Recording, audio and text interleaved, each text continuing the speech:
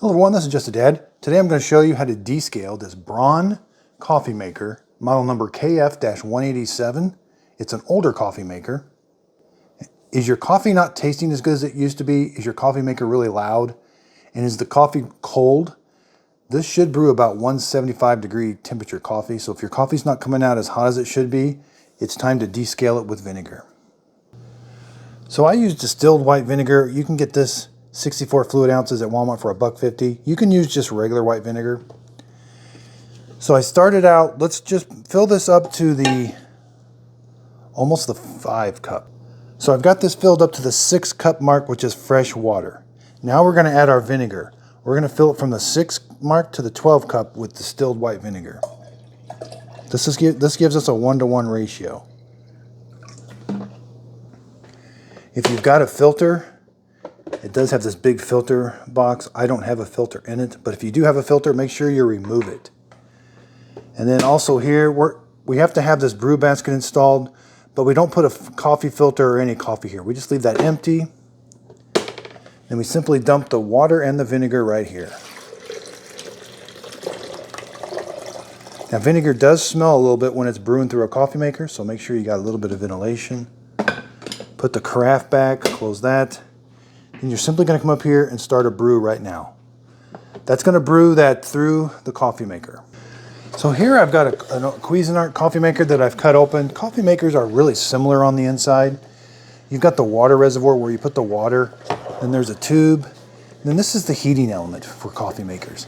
I've got this one cut open. The water comes in, gets heated, then it goes out this tube up over your coffee grounds. So the reason we descale is this is an aluminum heating element, and hard water can really start to attach to that, and then it starts to close off the orifice there. So the vinegar is going to go in there, and this is where it's going to clean mainly. This is why if your coffee's not as hot, your heating element's not working as good, and it could affect the taste of your coffee. You're going to have to give yourself about 45 minutes because this is going to take about 12 minutes to run through. Then we got to wash the pot, wash the filter basket. Then we're going to do 2 to 3 fresh water rinses. That's where we just run water through it. Because when we're done, we don't want that vinegar to linger inside the machine, so we need to run just some fresh water through it. We're going to do 2 fresh water rinses through there on a brew cycle. Okay, so we're done running the water and the vinegar through. When you're all the way done, just go ahead and come up here and it's going to change to green when it's done, but it's just about done and it'll beep at you. Once it's done, then we're going to turn the coffee maker off. That stops the brew. And now we're going to wash this out with soap and water. Be careful, that is hot. Rinse this out with soap and water. Rinse out this with soap and water. Okay, so I've got this cleaned out with soap and water, and I filled it up with, this has just got fresh water in it now. No more vinegar. We're done with the vinegar. Now you're going to do just pour it back here.